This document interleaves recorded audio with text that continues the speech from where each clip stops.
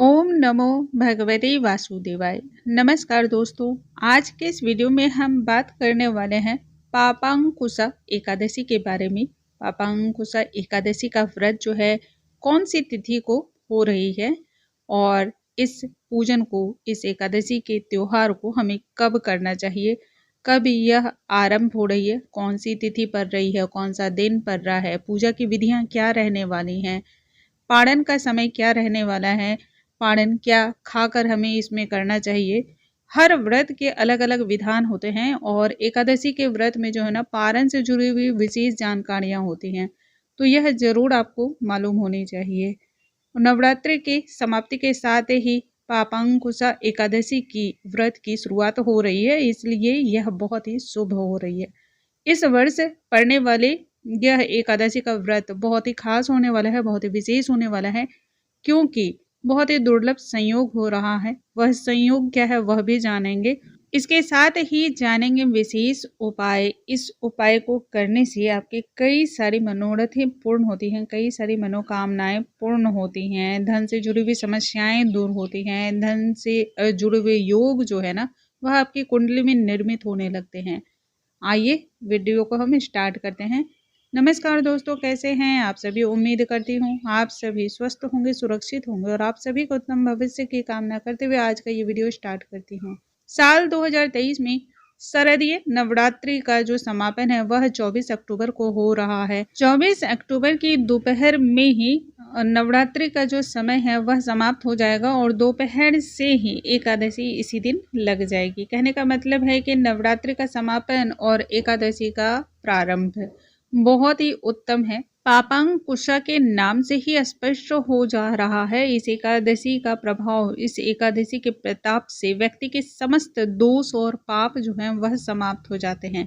यह व्रत जो है व्यक्ति को कठिन तपस्या के बराबर मिलने वाले पुण्य फल को देने वाला होता है। इस व्रत को करने से व्यक्ति को अर्थ, काम, मोक्ष की प्राप्ति होती है।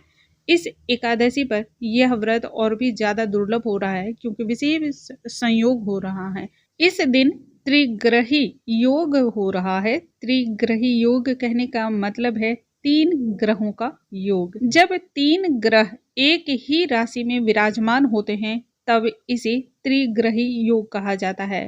पापांकुशा एकादशी पर ही मंगल, सूर्य और बुध ग्रह तुला राशि में विराजमान होने वाले हैं। इसे ही त्रिग्रही योग बोला जाता है। तो बहुत ज़्यादा विशेष है, इसमें किए जाने वाले उपाय भी विशेष होते हैं। सबसे पहले हम जानते हैं कौन सी तिथि पड़ने वाली है, व्रत हमें कौन सी तिथि को करना है और पारण किस दिन करना है, जब पूजा हम करेंगे तब उस समय का समय क्या होगा, वह सभी चीज़ें पहले हम जान लेते हैं। देखिए, वैसे तो 24 तारीख को ही, 24 अक्टूबर को ही दोपहर 3:14 से ही एकादशी तिथि शुरू हो जा रही है और यह समापन जो होगा वह 25 अक्टूबर की दोपहर को 12:32 पे होने वाला है। लेकिन हिंदू शास्त्रों के अनुसार हम सभी उदया तिथि के अनुसार हुए व्रत को मानते हैं। उदया तिथि का मान दिया जाता है। इस तरह से यदि देखा जाएगा तो 25 अक्टूबर को हम सभी व्रत को रखेंगे। 25 अक्टूबर और दिन जो है बुधवार हो रहा है। इस दिन भगवान गणेश जी की भी आराधना की जाती है, तो एक साथ आप दो भगवान की आराधना कर सकते हैं। इस दिन आपको गाय को हरा चारा भी जरूर खिलाना चाहिए। पारण का जो शुभ समय है वह 26 अक्टूबर को सुबह 6:28 से लेकर के सुबह 8:43 के बीच का है। एकादशी के व्रत में, एकादशी के पारण में खासकर पारण का सही विधि विधान का होना भी बहुत ज्यादा जरूरी होता है। व्रत की पूर्णता के लिए पारण का अहमियत इसमें सर्वाधिक माना जाता है। अब जान लेते हैं पूजा विधि क्या होगी। प्रातः काल स्नान आदि करके निवृत्त हो जाएं, पीले वस्त्र के आप धारण कर लें। उसके बाद मंदिर में भगवान विष्णु के समक्ष और माँ लक्ष्मी के समक्ष एक दीपक प्रज्वलित कर लें। उसके बाद सबसे पहले आपको उस दिन पूजा के लिए व्रत का संकल्प ले लेना है। देखिए, बिना व्रत के संकल्प को लिए कोई भी पूजा वैसे भी पूर्ण नहीं मानी जाती है। संकल्प लेने के पश्चात आपको भगवान विष्णु को सबसे पहले स्नान कराना है।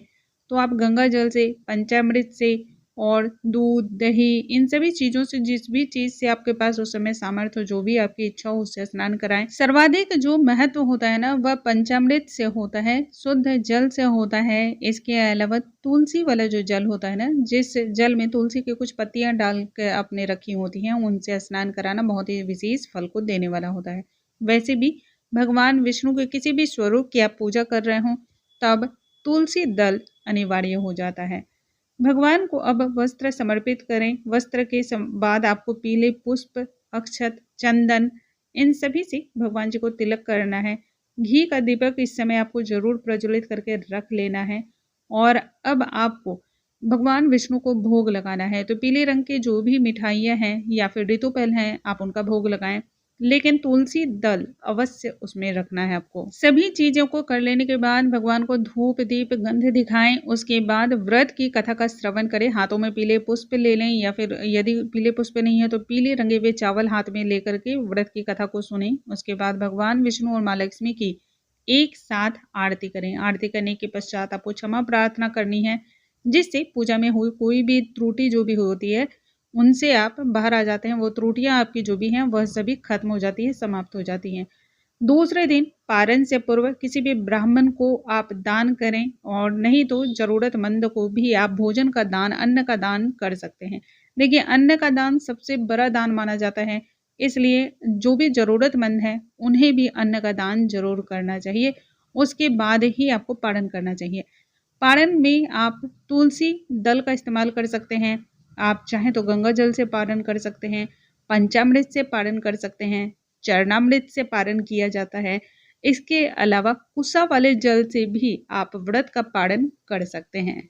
अब जानते हैं इस दिन के विशेष उपाय। दोस्तों, जैसा कि हम सभी जानते हैं कि पीपल के वृक्ष पर सभी देवी देवताओं का वास होता है, और एकादशी वाले दिन तो भगवान श्री हरि और माँ लक्ष्मी एक साथ एक ही जगह पर वास करते हैं।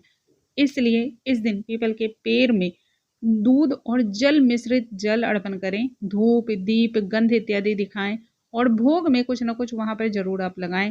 पीपल के वृक्ष की 4 बार या फिर 7 बार परिक्रमा कर लें। यदि आप ऐसा कर लेते हैं तो आपकी धन से जुड़ी हुई जो भी समस्याएं हैं वह धीरे धीरे समाप्त होने लगती हैं। धन लाभ के योग निर्माण होने लगते हैं। कुंडली में धन से जुड़ी हुई जो भी परेशानी है या अन्य भी कोई परेशानी है तो वह भी समाप्त होती है। उम्मीद है आज का वीडियो पसंद आया होगा। अगले वीडियो में हम नई जानकारी के साथ फिर से मिलेंगे। तब तक के लिए नमस्कार दोस्तों।